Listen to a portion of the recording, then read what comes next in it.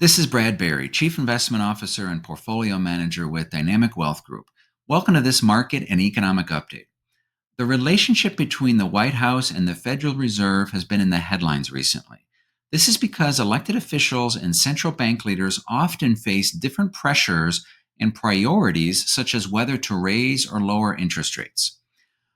Now, we'll spend the next few minutes discussing the topic of the Federal Reserve, its independence, and what it means for your portfolio.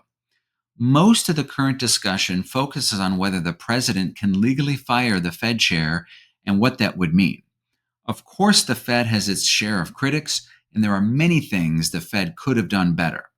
Yet, for investors, the key consideration is whether monetary policy continues to serve the economy effectively and maintains financial stability. Over the next few minutes, we'll dive into the evolution of the Federal Reserve's independence and how it has historically affected markets and the economy.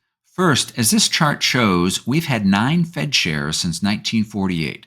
Perhaps the most important point is that most of them served under presidents from both parties. In the most recent example, Jerome Powell was first nominated by President Trump in 2017 and then reappointed for a second term under President Biden. This shows how Fed leadership often transcends party lines. It also highlights that the economy has grown under Fed chairs nominated by presidents from both parties. Fed independence was not always a given. The Fed's role has evolved since it was first created in 1913, but its dual mandate generally understood today as maintaining low unemployment and an inflation target of 2%. The way the Fed operates today has been shaped by major economic events throughout history, from World War II to recessions and recoveries over the decades. After the Great Depression in the 1930s, lawmakers restructured the Federal Reserve to make it more independent from political pressure. But that independence has been tested many times over the decades. In the 1970s, it offers perhaps the best comparison to today, potentially. Before 1972 election, President Nixon wanted easy monetary policy to help his campaign. Fed Chair Arthur Burns, who had previously worked for Nixon, went along with this approach. Many economists believe this contributed to the high inflation of the next decade. It took until the early 1980s for the Fed Chair Paul Volcker to bring inflation under control. He did this by raising interest rates so high that it caused a recession, which is of course politically unpopular. In his memoir, Volcker shared the fact that the Reagan administration urged him to stop raising rates ahead of the 1984 election. Today's situation has similar challenges.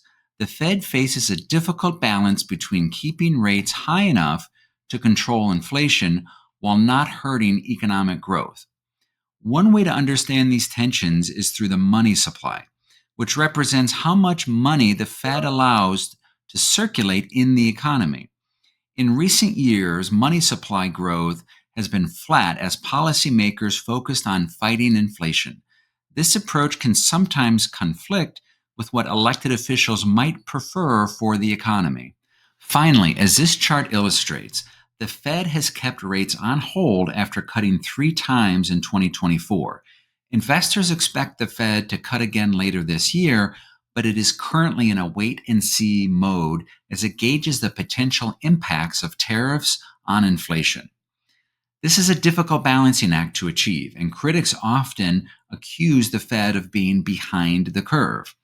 But rather than debating what the Fed should have done differently, successful long-term investing focuses on responding to current conditions with a well-thought-out, truly diversified long-term strategy. We've only scratched the surface on these topics, and we understand, yes, there are many differing opinions. But as I have said many times, a truly diversified portfolio should be prepared for a range of outcomes. Hoping everything goes in your favor is not a plan. So I hope you found these high-level insights helpful. If you are a financial advisor and would like more information on our multidimensional approach towards asset management, feel free to download our white paper by clicking the link below or visiting our website at dynamicwg.com. You can also email us at info@dynamicwg.com. If you are an individual investor, we are happy to address any question you may have and put you in touch with a qualified advisor if so desired. Until next time, take care, everyone, and make smart, logical, and fact-based financial decisions.